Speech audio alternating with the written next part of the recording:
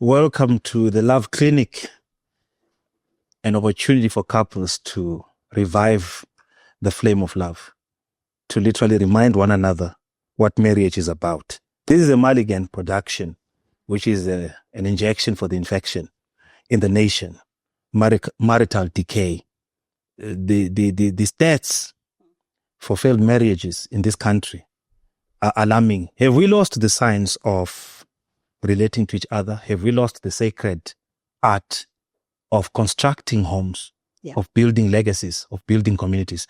This is our first ever marriage episodes for healing the nation. Now, this is not a show. This is not a show. You're going to laugh. You're going to cry. You're going to get angry. We're going to heal. I want to make a clarion call to the nation that we've been given a sacred opportunity to enter every home through the lenses of television, to literally bring conciliation, reconciliation to families. If your marriage is under attack, we are here to help you. I'm in the studio today with my partner in crime, my ride or die, my wife. We've been together for about 19 years, married 15 years plus. It's important that I introduce myself to you as a therapist, as a pastor, as an artist, as many heads that I carry. Marriage is sacred ground. And I would like to literally present my wife as we go through this voyage, this journey of literally introducing Mulligan Show.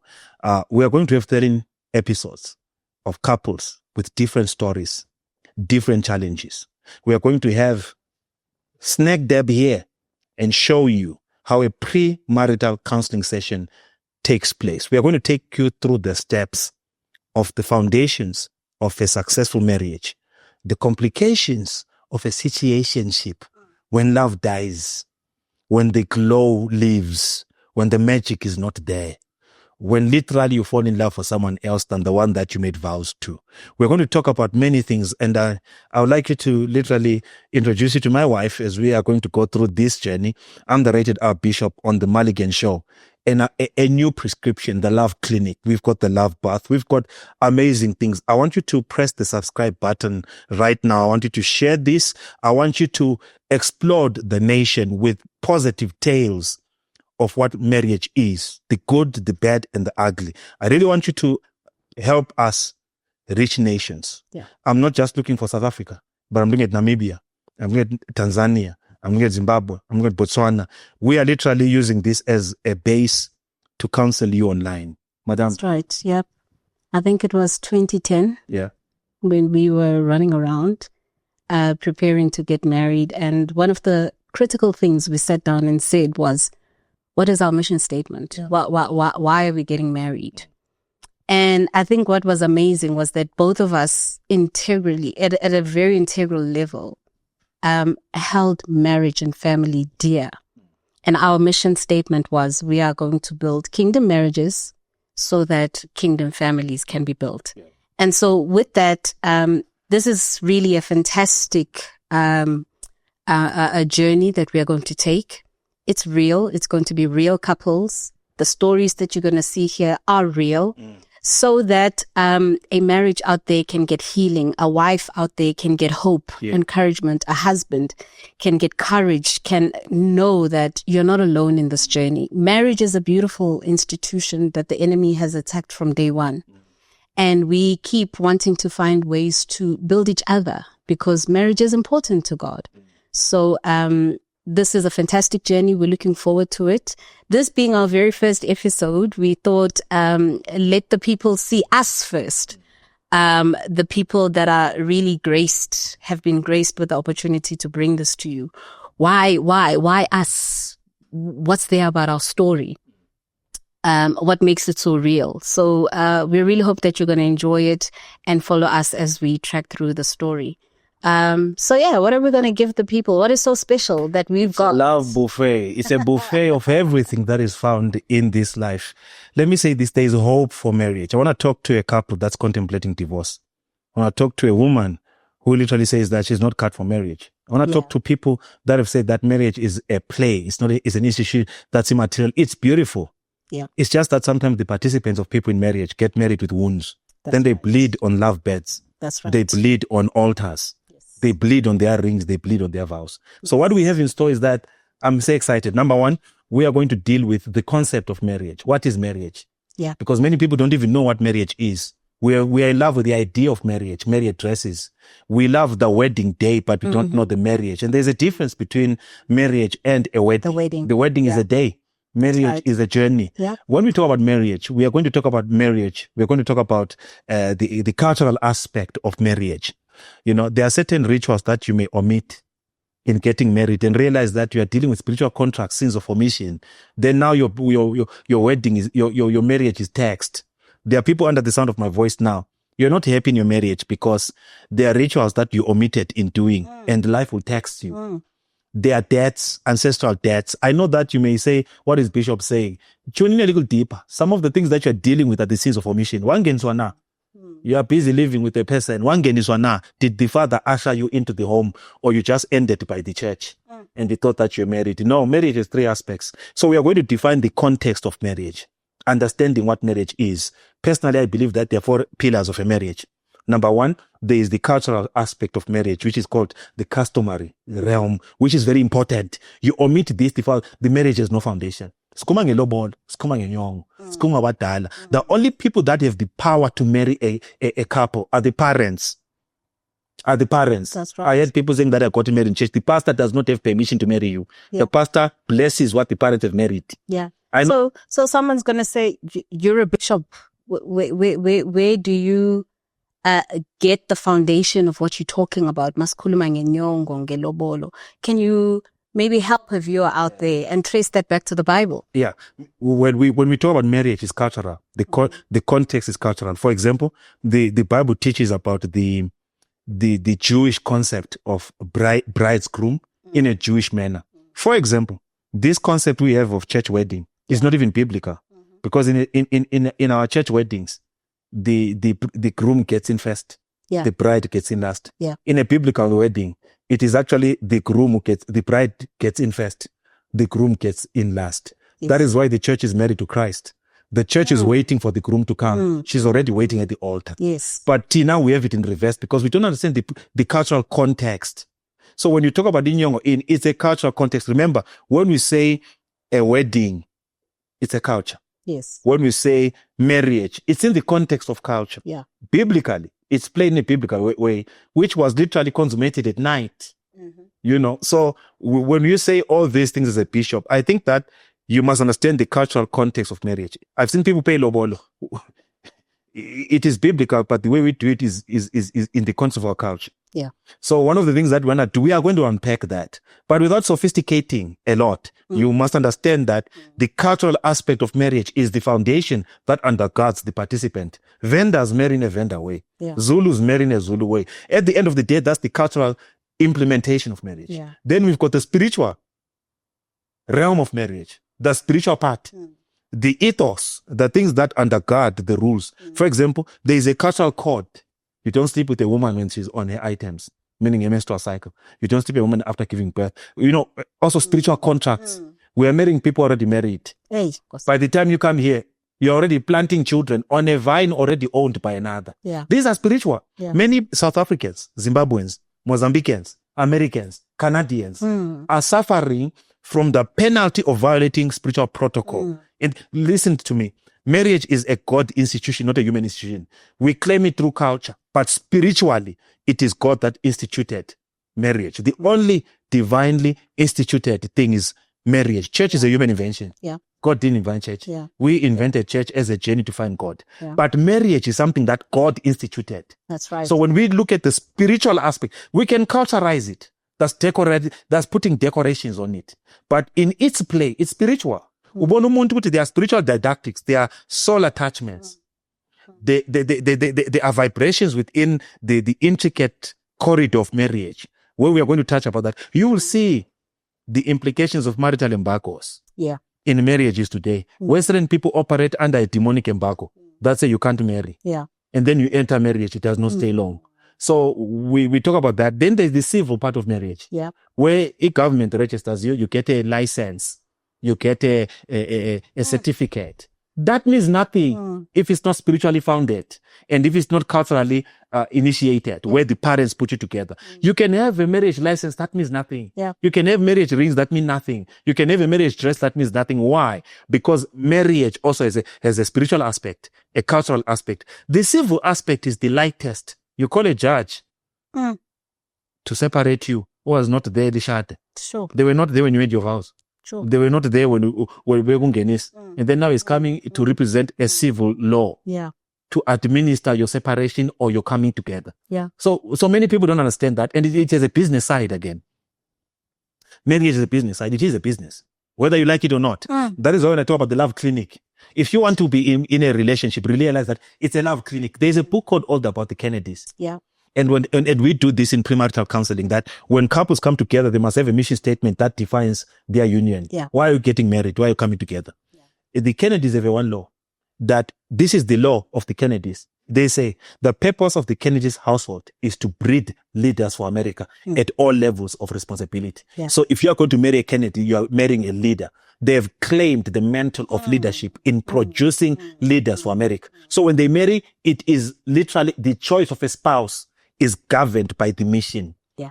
We demand that a couple must have a mission statement when they marry. Absolutely. If you have no mission statement as a couple, then it means that you married like a cow. Even cows don't get married. Yeah. And I mean, that mission statement has been so grounding for us, because it helps us navigate everything that we go through. We always think back to, is this feeding towards that mission statement? Is this still going towards it or against it? But I wanted to quickly remind you of something when you made your intentions clear that you want to marry me and so forth. You said something that made me so nervous. You said to me, if your father does not accept me and bless this marriage, then the whole thing is off. Yes. And I meant it. And you meant it. Yes. You know? And I remember saying, oh, well, God, if this is your thing, then you're going to go and talk to my father directly. But tell us about that. Why fall in love with a woman, pursue her for so long, and then state something like that and mean it, that if your father doesn't bless this, it's off? Because love is not enough to sustain marriage. And love is never the key to sustain marriage. There are protocols. The only person that can give you to another is your father. Yeah. And any man who loves a woman whom the father is not blessed is a thief. Sure. You are an ancestral robber.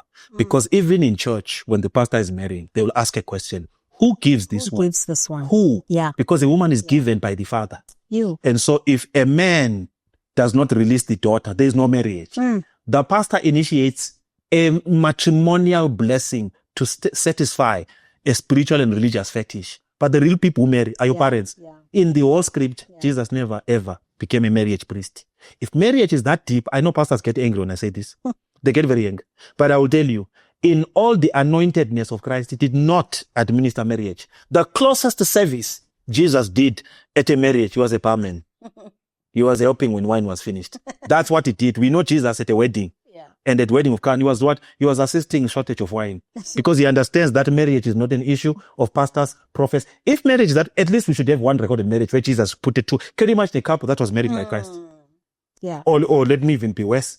You go in the Old Testament, which priest married a person?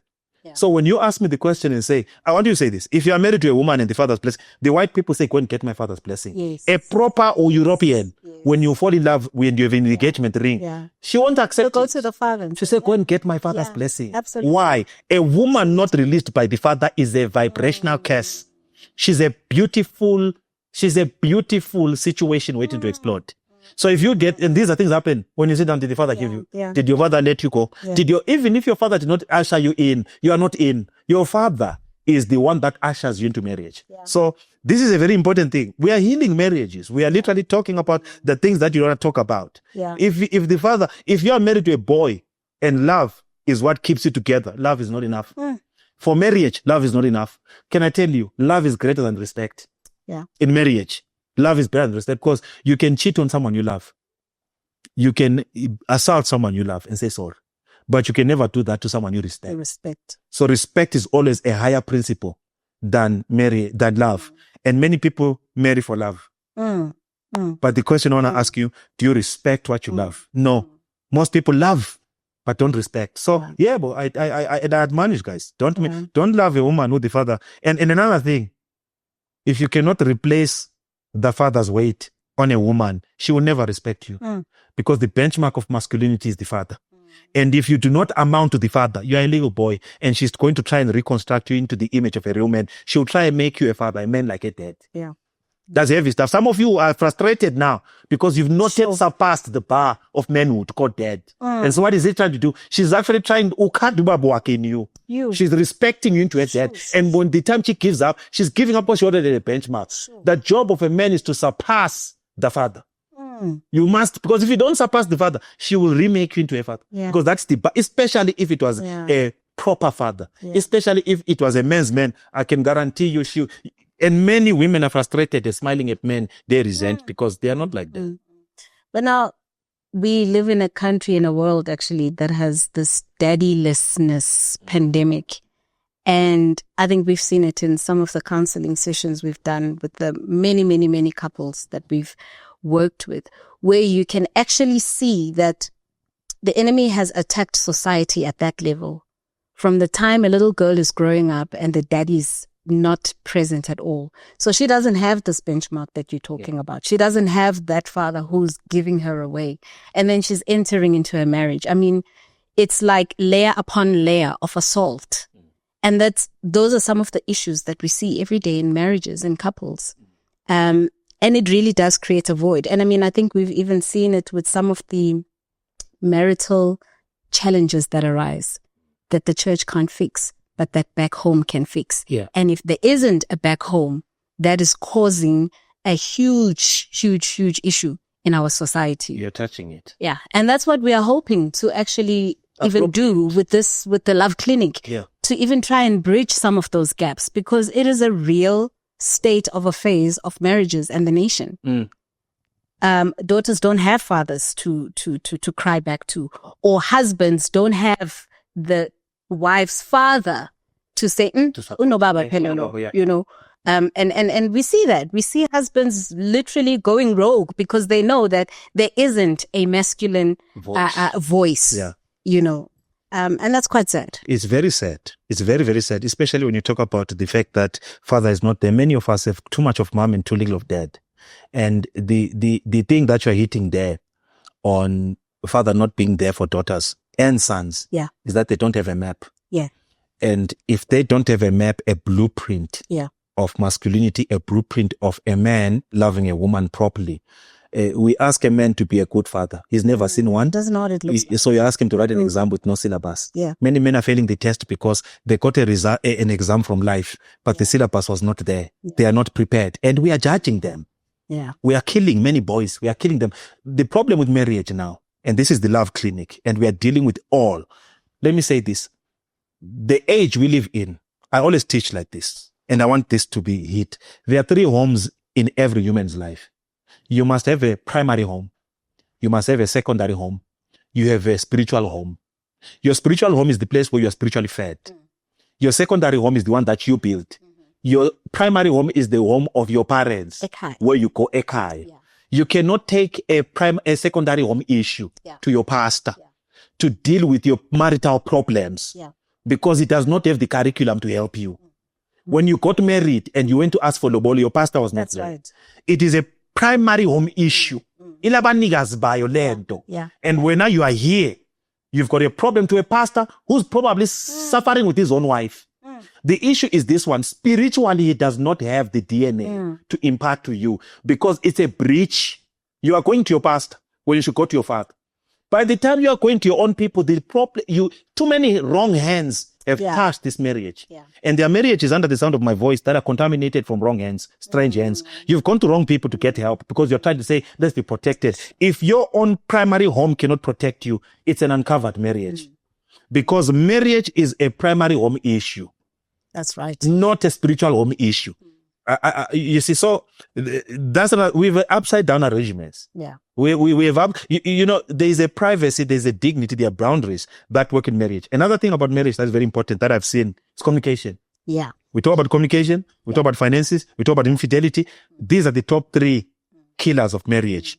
Communication, finances, infidelity. Those are the 3 top marital killers. And guess what? Corporate culture has made us very, very, corporate culture literally prepares us for marital demise. Because most of them we pour our best at work at our wasted. By the time we come back home, we are too empty to deal with the real issues. Chasing money, chasing economies. What good is it for us to build empires that nobody will live in? Build homes that we end up becoming sexual tourists, that we become exchange of partners. This is the crisis of our nation. This is the love clinic in general. And we are saying we are going to take 13 couples and put them here, which have a story. Every couple has a story. What's your story, Mzansi?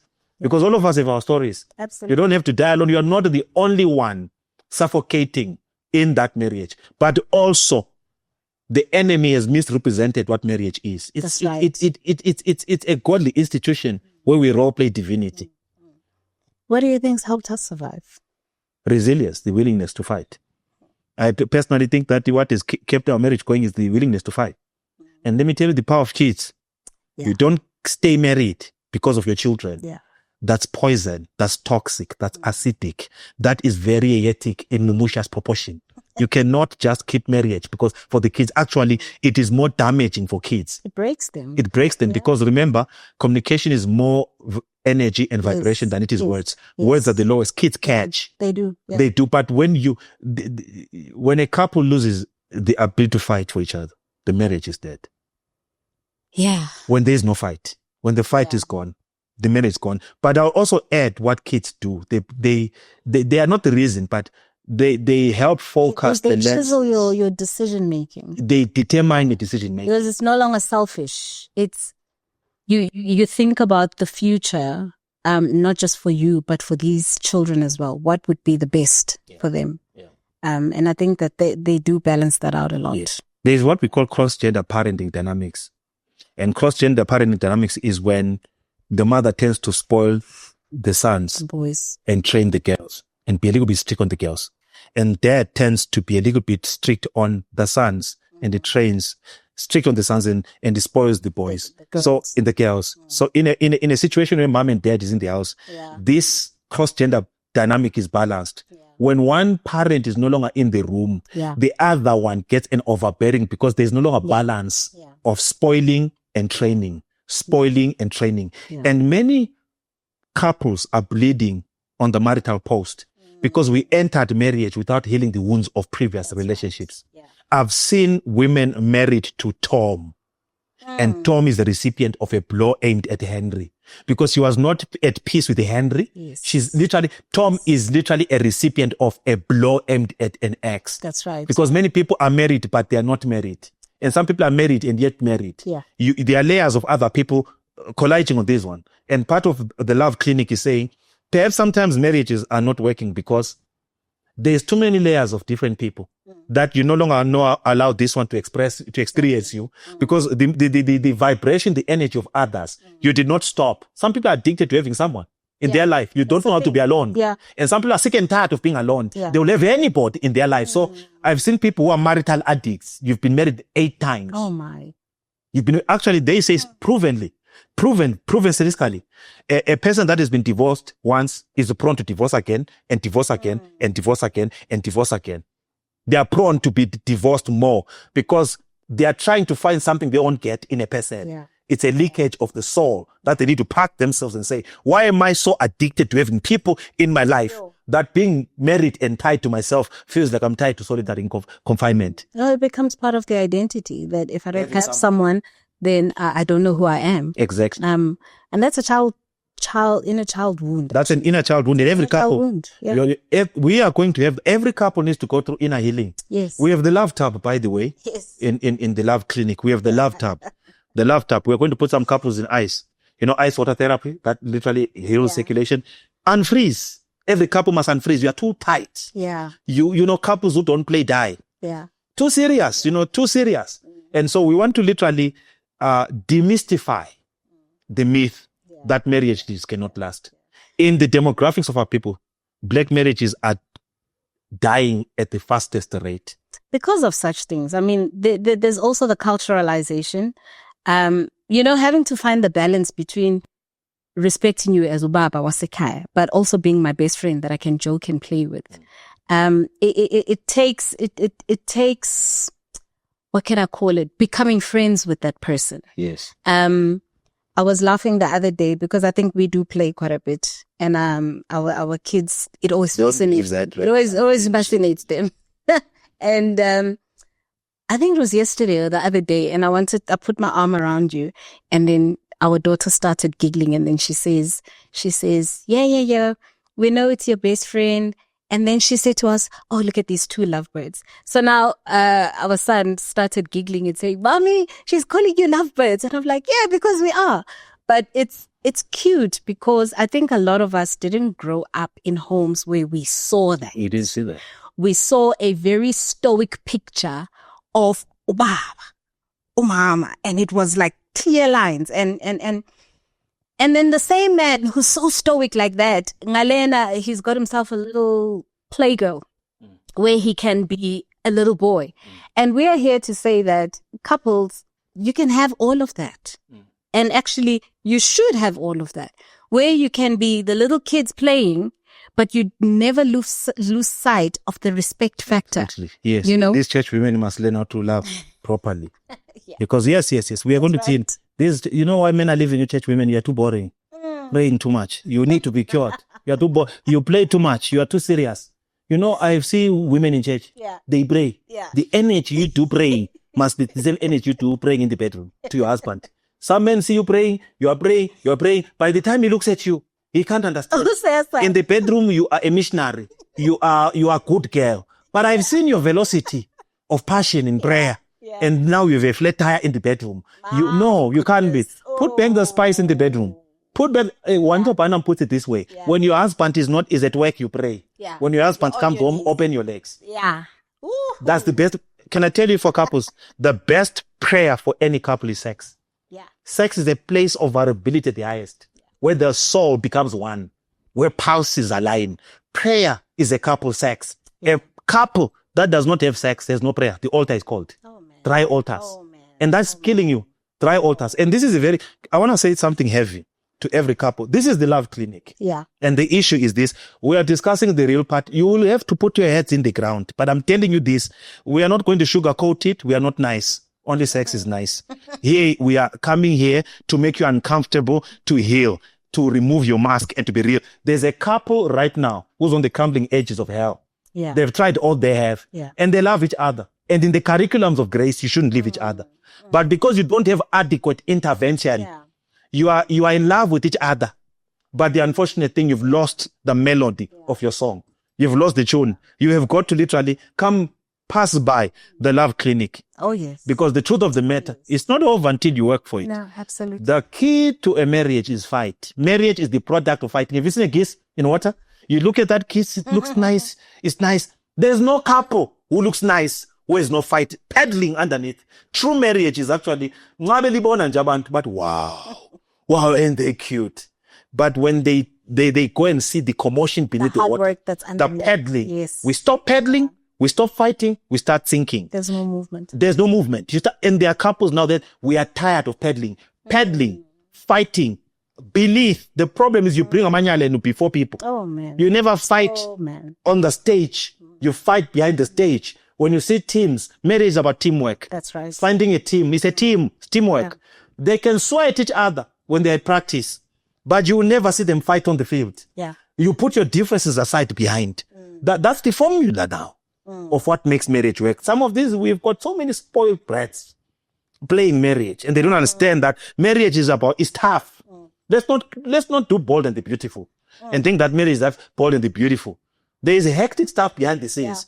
Yeah. And we've sold rings. Yeah. We've sold kisses. We've sold music walking down the aisle. All that is for one day. I've seen people budgeting. You wasted 2 million, a helicopter on your marriage. A helicopter on your marriage. And you are broke for the next 6 months, trying to impress people that are not going to be there in your bedroom fighting. So it's not about games. Have you seen how I love, with all due respect, right? I love white people. Have you seen how, we went to one of your friends and it was a white wedding. It was a polo camp, 60 people. 60 people. Slettenberg, yeah. 60 people. Beautiful. And they were playing polo match for them. First polo match I went, I said, I like this. I said, the same 60 people that they made for that wedding was the same amount of money they used in Udako the helicopter. Hey. But there was class. Why are you trying to impress? 500 people is too much, man. Yeah. 500 people come for a wedding. Why? You want to feed? I don't have time to feed 500 people. Are you a king to be married 500? Take that money and save it. Yeah. You see, marriage is about thinking. Yeah. Don't think romantically. And then you romance a stone. You have the most expensive couples they have now are pictures frozen in time. You have memories of an expensive wedding with a very pathetic lifestyle. And all you see, the tuxedo was $5,000. Sure. The shoe was $8,000. Sure. For what? For what? Sure. For the show. We must cure people for marrying for the show. This is not about the show. And by the way, Love Clinic is not a show. Love Clinic is an intervention. That's right. We are tired of shows. Yeah. We really are tired of shows. Yeah. This is a snake there for people want to see the brutality of marriage. Yeah. In-laws can become outlaws. Yeah. Put boundaries. Yeah. You love everyone. No. In-laws become outlaws. The relatives of in your family want to see. The rest of my family want to see is the truth. Yes. And we must talk. 2 days is enough. It's very important. To me, all relatives are suspicious until proven innocent. It's very important. No, they are dynamics. People must speak the culture of marriage. It's a culture, the culture of the house, the law of the house. Your negotiables. Do you have non-negotiables? I was hearing people asking me, what is the purpose of premarital counseling? I said, sure. And by the way, 60% of people don't do premarital counseling. And they are discussing things in marriage that they're supposed to discuss outside. Because they are non-negotiables you establish outside marriage. Yeah. When I'm doing counseling marriages, I said, no, this is not a question you ask him Chatwin. This is a question that you ask. Should have been covered outside. Give you an example of a non-negotiable, a conversation that must happen outside. Not inside. Yeah. Yeah. Give me an example. You want me to give one? Yes. It's Tim. Yeah. The husband needs to disclose upfront that I'm a polygamous man. The family I come from is polygamous. Yeah. So are you willing to come into that? And also, has to. It can't be inside. Oh, I've just woken up today and I've actually decided. But also women may have common sense and men have common sense. Everything is that common sense is not so common. You see that the father was polygamous. You see that the grandfather was polygamous. You see that the brothers were polygamous. And you think that you're going to heal his penis. You think that you are the antidote of healing him. And then it gives you, his word is not enough. A man's word is not stronger than his bloodline. Yeah. If you can see that Kulomoya Westembula, no matter how much he loves you, there is something that is in his blood that is going to arise. So you have to investigate the family tree. Yeah. Investigate it clearly. I think that this is a problem. You ask the wrong questions when you're dating. Yeah. Many people, the questions that you ask are really kindergarten. You ask how much do you make. It's important, but no. There are critical questions you must ask. What's your bloodline like? Yeah. Yeah. Were you raised by your father? Were you raised by your mother? Are there many people in your bloodline? Back on about quick. Hey. You want to ask those questions because you are not immune to reproducing his bloodline. Can I say this? Will you allow me, guys? I'm going to ask my bosses here. Because, can I say this? Yeah. The vagina of a woman is not a baptismal pool to a delinquent character. You're not going to rehabilitate his delinquency with your legs. There are many. Don't think that what you have. Yes, there are women that will change him. You think that you are so nice, you change. His mother failed to change him. His father failed to change him. His grandfather, he's 42. Some generations have failed. When somehow you are specially anointed with your titties and your vagina and think that you are so sweet, his delinquent character will change. You don't marry a project. Yeah. You don't marry someone who you have an intention to change. If he's got the things you don't like before you marry, if she's got things you don't like before you marry, please don't, because marriage is not a fire extinguisher. Yeah. Marriage enhances fire. Yeah. Tell me about a non-negotiable you had with us. Respect is a non-negotiable. Respect. So for you, it was clear. I can tell you, and I'm speaking as an ambassador for men, disrespect kills manhood. Disrespect to me is a non-negotiable. I'm already, yes, let me say this one. Every relationship deals with a weakness. So do not marry or do not be a friend with someone who's weak where you're weak. Yeah. The purpose of relationship is to literally eliminate weakness. That's covenant. That's covenant, right? So if you have a anger issue, don't marry someone with an anger issue. Yeah. That's World War VII.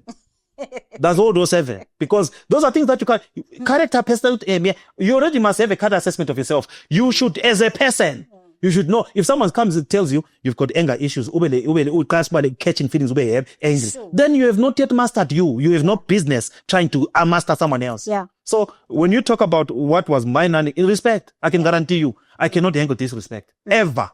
I cannot handle disrespect.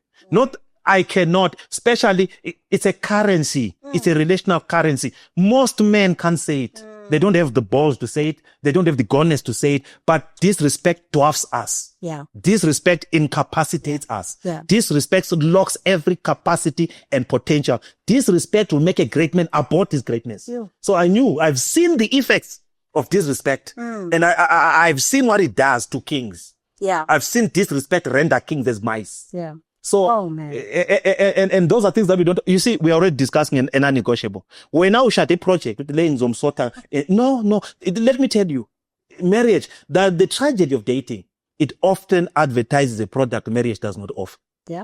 And many people, have you ever watched a movie? When we grew up, there was forthcoming attraction. See, then you watch it and it's just completely the I wasted my mind. But when they put that commercial or that forthcoming attractions, they used to call them forthcoming attractions nowadays. Ingak, what I'm going, man. When you watch, you say, wow. And that's what happens when you are dating, you put your best foot forward. Yes. Yeah. Because it's a best foot forward. Yes. When the person comes in, you put it back in position. Yeah. Because you cannot live in impression mode. That's right. The real you comes out. Yeah. And that is why I'm saying, Umasiyazi Love Clinic. We literally must say, you guys did not have authentic, genuine conversation before you got married. So now the problem with many couples, we have to start from scratch. Yeah. Establishing non-negotiables outside. Yes. When we're already inside. When you're inside. Yeah. And now the problem is that it can literally destroy the marriage. It does. But with what you just said just now, a lot of people get married for the sake of accomplishment. Yes. So they will put a best forward that is not even real. But marriage, which is covenant, should be from a point of view of saying, I have met my twin flame. Yeah. And I want to spend the rest of my life with them. Yeah. That should be the driver of marriage. That the purpose that you guys are coming together and your purposes actually align and agree. Yeah, absolutely. And there's something that you used to say which was so powerful, that relationship, and it goes back to ships who carry cargo. Because I carry cargo, you carry cargo. And us working together is saying that my cargo and your cargo can get in sync and move together as one. The problem is that I've got cargo with this one's cargo that are clashing, and then we don't understand why the marriage is working, because already at a fundamental and foundational level, we didn't check that. Absolutely. And that's where premarital comes in. Yeah. The cargos, what are you carrying? What are you carrying? Where are we going? Right? I think it's really critical. Many people marry because of preferences, when we should marry because of purpose. Of purpose. Purpose precedes preference. Yes. You like his dark, his tall. That doesn't pay rent. She's cute. She's light. What is light in marriage? When you are in the bed, you switch off the light. Can you even see the light? The truth of the matter, when you get married and we get into this thing, we marry for preferences. Yeah. What governs the engine of marriage is purpose. Yeah. You need to marry someone whose beauty cannot fade. Physical beauty fades. Yes. The beauty of the soul is eternal. Yes. So that concept, the word relationship is a Latin term, Greek term of how ships would relate to each other. And they will relate to each other with white flag, we can relate. Yes. The problem is that you're bringing someone into your ship who does not respect your cargo. Now the ship is sinking. Many ships are sinking now because you let someone into your life who had no respect of your cargo. Now the ship is sinking because of a wrong cargo that entered too weighty. Don't marry someone who can't carry you. Yes. You must actually access a person that knows this was too heavy for. And another thing again about respect. Respect is a currency end. When you respect a man who does not respect himself, you literally self-violate. The Bible says it this way. Wives, submit to your own husbands as unto the Lord. I'm about to talk to the nation on something that will choke you. Many women say they don't know how to submit to men, but they know how to submit to a man of God. Yeah. They don't know how to submit to their husbands, but they know how to submit to God. Yeah. Let me even remove their boss at work. Their boss at work. I'm coming there. I am removing the pastor.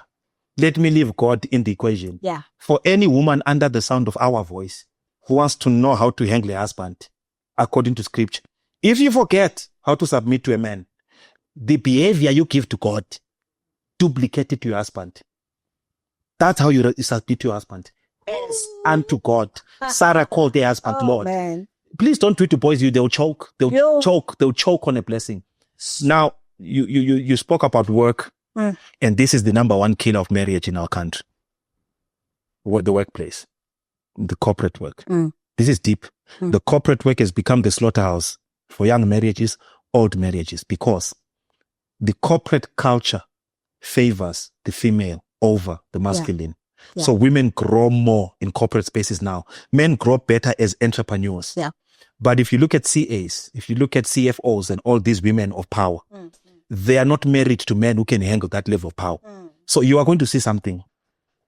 To every man married now, the real man of your house is the one that pays your wife. If you don't pay your wife, you are not the man of the house. You are not. And I'm not saying this to Lilwe.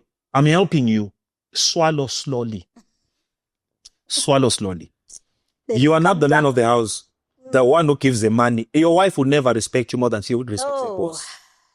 Why? And that's when you must talk. If you must talk, sir. Open your mouth and talk. Because you're going to hate and begin, resentment starts growing. Yes. Even if she's respectful, she's not done anything. But to be honest, by law of provision, by law of security, because women are loyal to security. A man who does not provide, a man who's not the one who pays his wife. Your job as a man is to build generational wealth patterns. First, buy back your wife's time from the corporate culture. And don't make her stay home when she's literally loaded with potential. Have a field, a vision where she's functional in literally serving you. So I know that we're running out of time. Our purpose of doing this, there's a lot for us to talk about in the Love Clinic. I want us to break down what the Love Clinic is. Invite you, if you're a couple with a unique story, if you're an injured couple, if there's a place of injury that you want intervention, we are here. We are not coming here to publish your garbage. We are here to rewire, rewrite your history. I can tell there's no marriage beyond repair. Every marriage, if the fight is there, the Love Clinic is an opportunity for this nation to literally say, let's give it a chance. There's a couple now who's on the crumbling edges of hell. There's a couple contemplating getting married. We are going to show you all the facets, all the versions, all the sides of marriage. We will have couples who've agreed to bring themselves here. Stories. Their stories. Every couple is a story. Let's heal the story. Let's heal the wounds of marriage, and let's publish the beauty of its narratives. What are you expecting in the Love Clinic? What excites you? Why is this initiative by Maligant? The word Maligant, by the way, I was talking to the owners of this brand. The word malignant means infection, right? He removed the last part of the word, the N. It literally means infection. What they are doing now is that they are a production house in this country. Young men who are highly gifted, heavily gifted. And they are now saying they are creating the future they want to end. When they look at the future, marriage doesn't look good now. So they are creating a future of healed people. Because the generation of our parents says what happens in this house stays in this house. Brush it under the carpet. Brush under the carpet. The white fat. Now that became an infectious disease. A virus that grew.